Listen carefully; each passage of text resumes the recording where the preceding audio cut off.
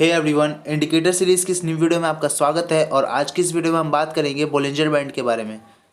तो चलिए Bollinger band को अपने ट्रेडिंग चार्ट में ऐड कर लेते हैं।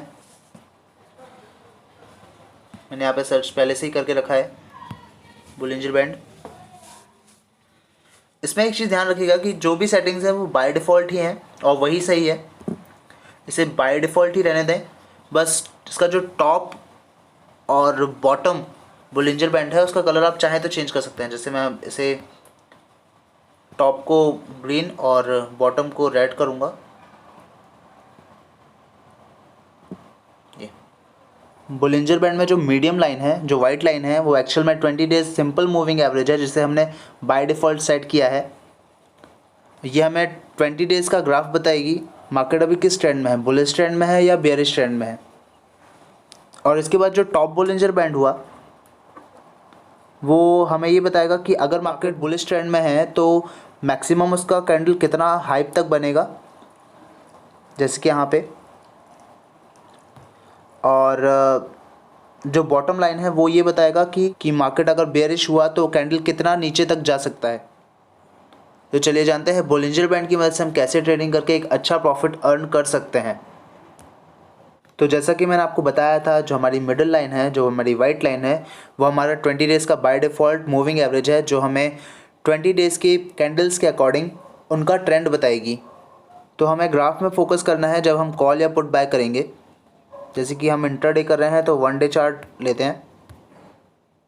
एक बात हमेशा ध्यान रखिएगा, मार्केट का ट्रेंड बुलिश हो या बेरिश हो, अगर कैंडल्स अपने बॉटम को टच कर रही हैं, इसका मतलब है कि वो अब अपर ट्रेंड में जाएंगी। उसके बाद फिर वो अपने बॉटम को टच करेंगे, जैसे कि यहाँ पे।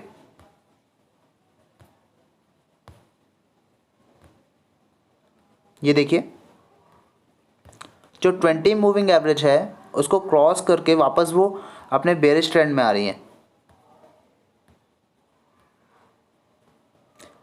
एक और चीज़ ध्यान रखिएगा, अगर मार्केट बुलिश हो रहा हो तो जो कैंडल है वो अपना बॉटम टच करेगी बेरिश मार्केट में।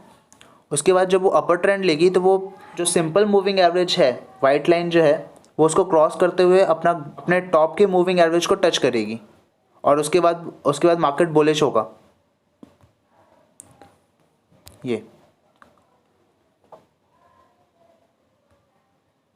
हम यहाँ पे ट्रेड कहाँ ले सकते हैं वो मैं आपको बता दूँ। जब कैंडल अपने टॉप को टच करे, इसका मतलब ये है कि आपको पुट बाय करना चाहिए, क्योंकि अब मार्केट वहाँ से बेरिश होगा। अब कैंडल्स जो हैं वो नीचे की ओर जाएंगी।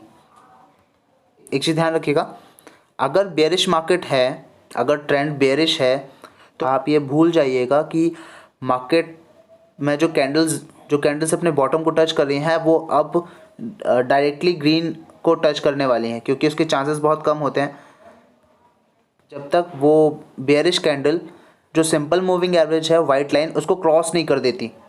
देखिए, आप यहाँ पर ट्रेड ले सकते थे, क्योंकि कैंडल्स ने क्या किया, कैंडल ने अपना बॉटम टच किया, उसके बाद जो वाइट लाइन है उसको भी क्रॉस किया, तो उसने अपना फिर एक टॉप बना लिया। एज इट इज़ वो टॉप के बाद फिर नीचे आई, कंसोलिडेट किया और अपना जो भी जितना भी वो बॉटम बना सकती थी। मैंने आपको बताया था कि बेयरिश मार्केट होगा तो चांसेस ज़्यादा है कि कैंडल्स अपना बेयरिश टच करेंगी और उसके बाद वो फिर अपना एक जंप लेंगी। देखिए यहाँ पे